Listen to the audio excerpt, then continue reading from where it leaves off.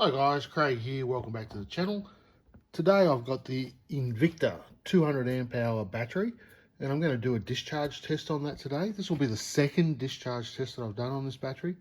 So I've reset the shunt, fully charged the battery up overnight. It's been sitting at float now all night at 13.8 volts. So we'll plug in a load. We'll do a bit of a discharge test.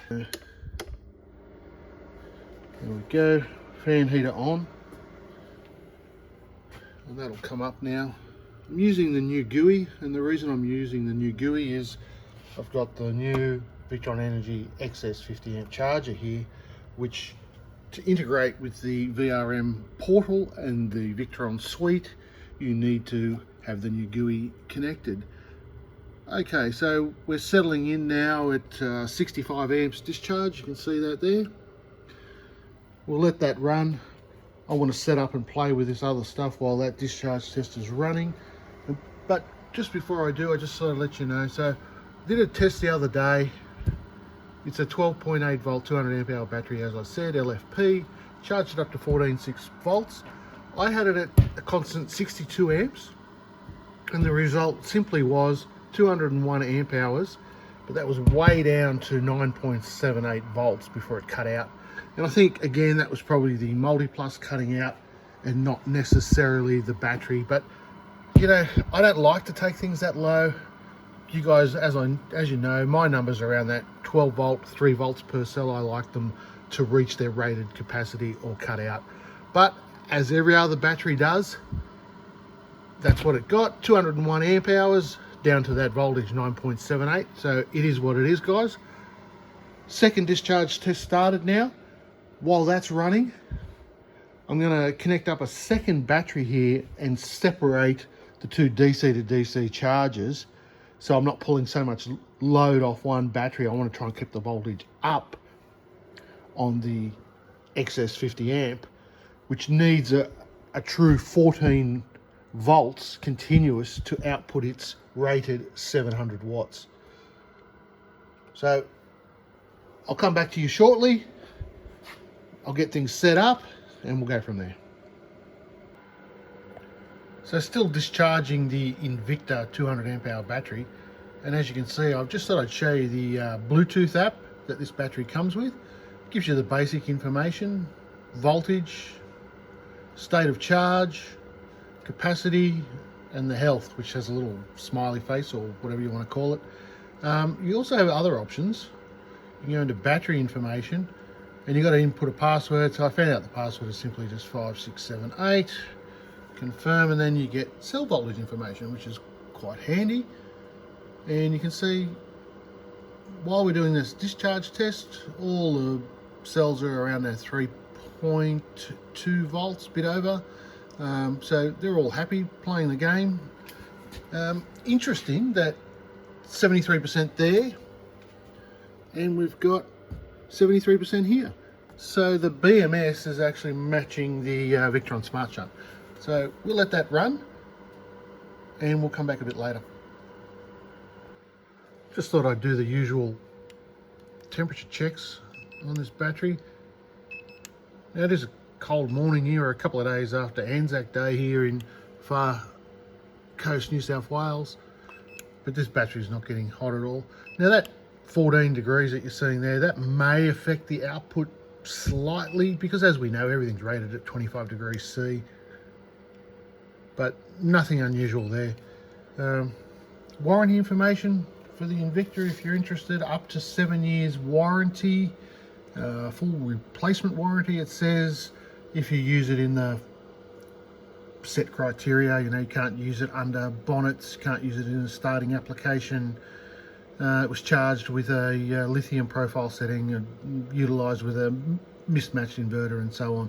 So yep, that's all fair enough. I can completely understand that. Get a little manual with the battery, gives you your charge ratings and etc. Throw it away. So, but so far, all looking good. We'll see what sort of capacity we get out of this battery the second time around. Okay, back with the INVICTA discharge test, and we're at still showing nice steady cell voltages there, 3.24s. So can't see any issue with that.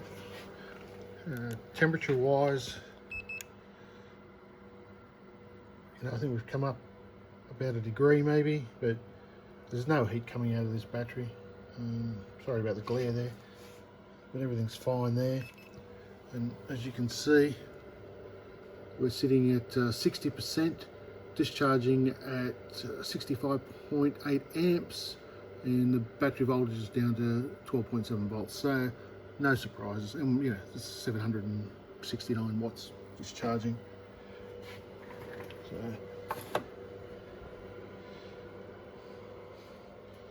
we'll keep going with this. I'll try and catch it right at the end and see what the cell voltages are for you guys.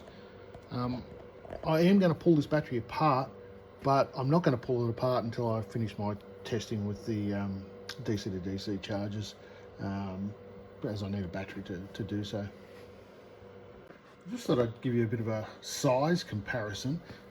If you have a look at the footprint of the INVICTA compared to, you probably remember the blue top and then the marshmallow, these batteries are huge.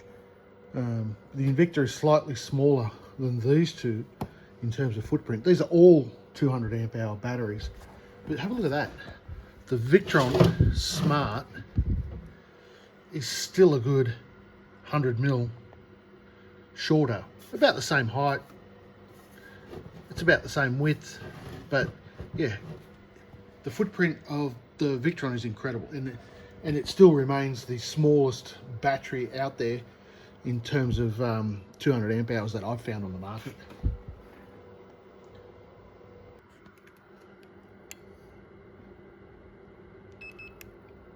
Just taking a quick look at the terminal temps again. Everything's fine. It's 21 degrees. It's hard to see it with that sun in the background, but there's no issues with that.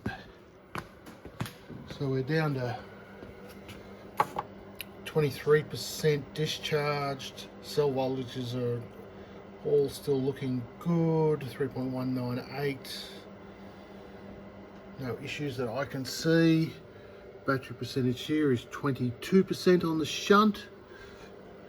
Yep, and 23, as I said, on the app. So we'll keep an eye on that. And I'll try and grab it at the end. 16% capacity now. Amp hours consumed 162.9.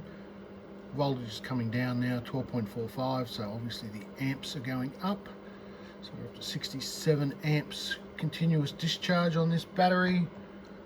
Cell voltages, no issue there, fairly well balanced as far as I'm concerned. So we have 15% now on the Victron Smart Shunt, and as you can see in the background there, 17% on the BMS from the INVICTA battery. That doesn't concern me. No temperature issues on this battery. Everything looks good there. I'm all set up, ready to go to do my testing for the DC to DCs. So we'll just wait till this battery does its full discharge, and then we'll go from there.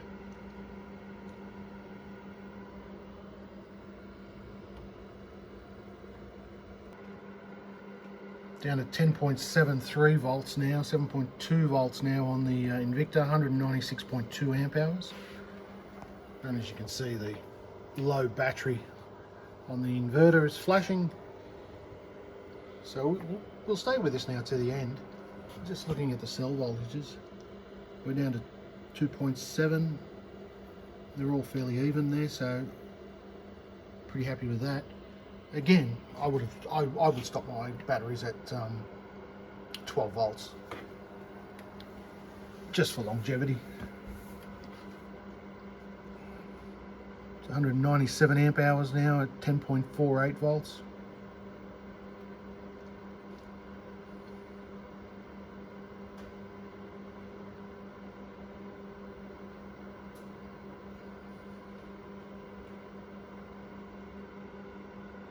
So as I said, guys, this is considered a premium battery. It has IEC 62619 certification. which is now required for mobile installations, according to AS 3001-2022. And it retails at a bit over $2,200. Comes with a 7-year warranty, based around those details that I said earlier. And I really can't wait to hit this thing with a hammer, so to speak, and break it open and see how it's packed. Hopefully we don't have any melted marshmallow. I'm sure we're not going to. 10 volts now, 198.4. So we'll stay with it right to the end.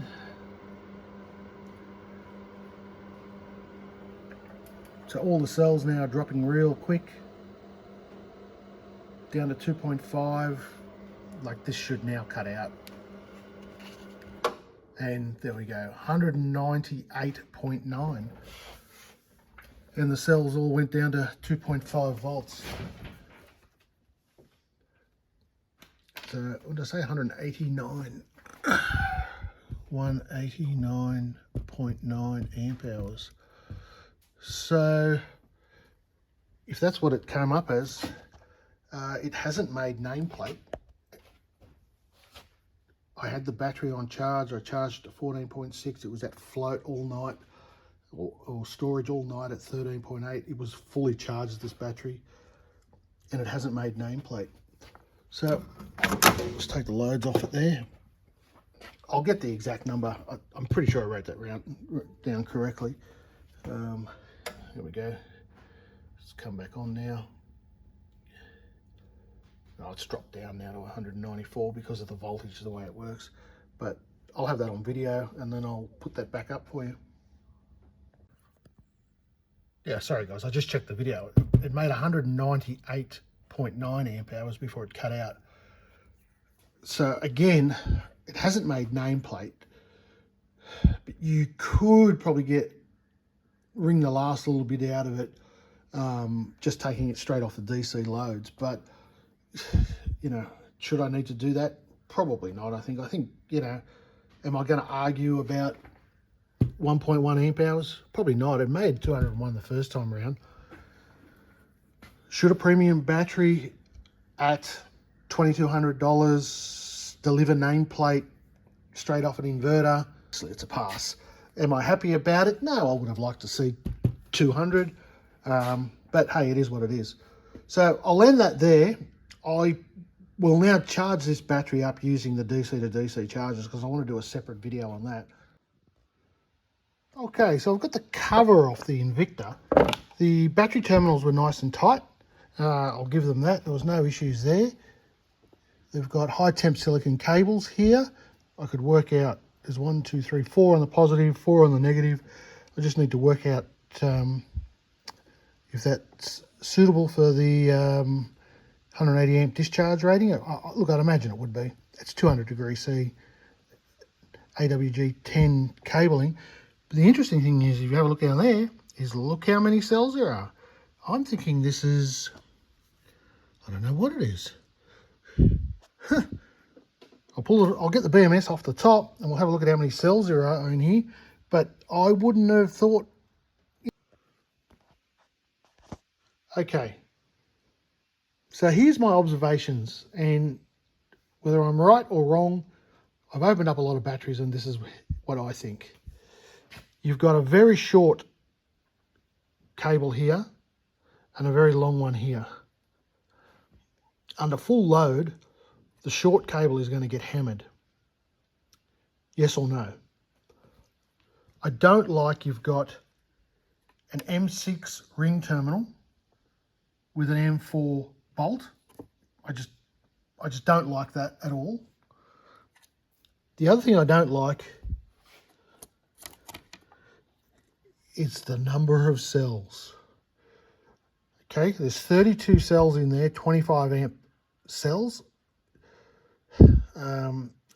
25 amp hour cells, sorry. I don't like that. Still got the foam packing down the sides, and it had the foam packing up the top here as well, which, yeah, look, I guess it works. So the final result, it's a 4S 8P battery with 32 individual 25 amp hour cells. Oh, it's just, I just don't like it. Again, that's just my personal opinion.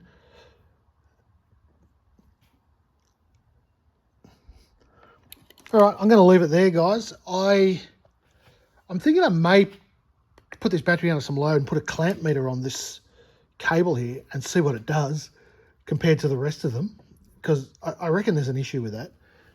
The positives are all similar length, give or take.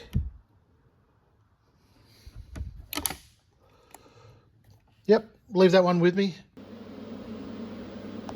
Okay, so I've put the clamp meter on the INVICTA battery because these short to long cables have me boggled. I don't know why you would do that.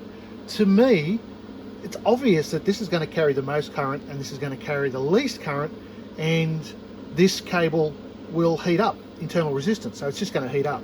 So I'll confirm that, but to me it looks like failure by design. I'm just not sure why you would do that at all. It makes no sense. So let's have a look at that. 42.6 amps, 33 amps, 28 amps, and this one will be the least, 23 amps. So we're going from 23 amps to 42 amps. Okay, now let's check the temperature. It'd be nice to have a thermal camera, but I don't have. This is what I'm working with. So there we go, 38 degrees. We'll come across to the next one, 32. This one will get cooler, 28, and this will be the coolest, 25.